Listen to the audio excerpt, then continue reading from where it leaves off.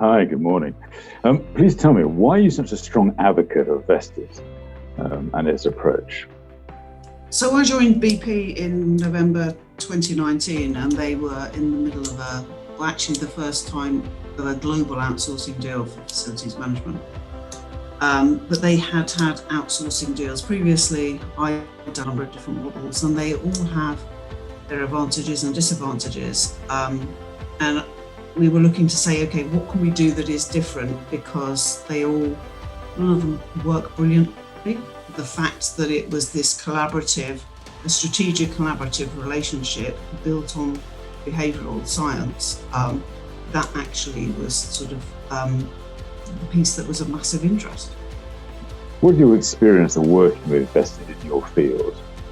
Certainly the vested process that we went from start to finish. I can remember saying to Ernst & Young, who are one of our advisors, Incendium, who are our advisors, and also Kate, can't we just do this quicker? Ardell and I were sitting there going, is it really got to take us 5 months? It's like, can we not just run these things in parallel? And it was, no, you had to go through from A to B to C to D, because it all builds up into the pricing model and actually the outcome, and you are co-creating a contract. And that is, at the end of it, you're sitting there going, I've got a contract, actually. And, there's no arm wrestling. There was no sort of really big arguments about it, because it all just naturally sort of fell into place. It was quite weird.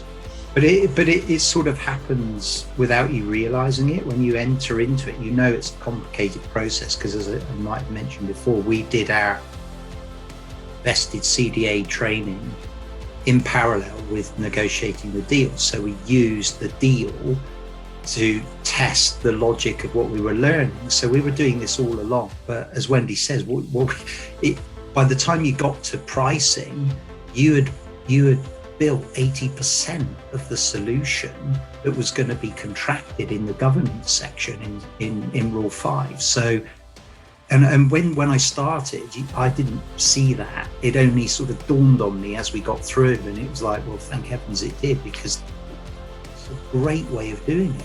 Great way. What makes vested so different when it comes to outsourcing? You look at vested and you go, yeah, that's really straightforward. That's really easy.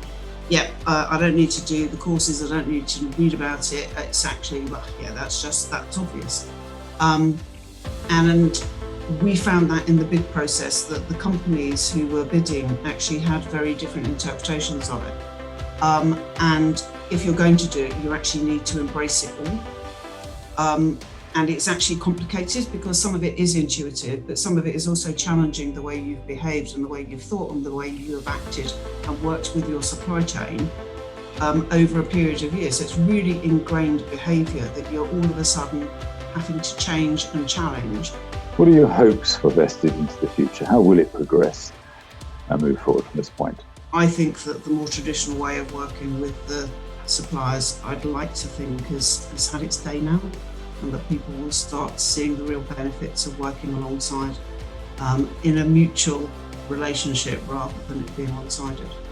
I think once you've gone through this sort of experience, you can see the benefit of it. So I hope that people do, get involved in vested deals to see the differences that exist, because they're massive.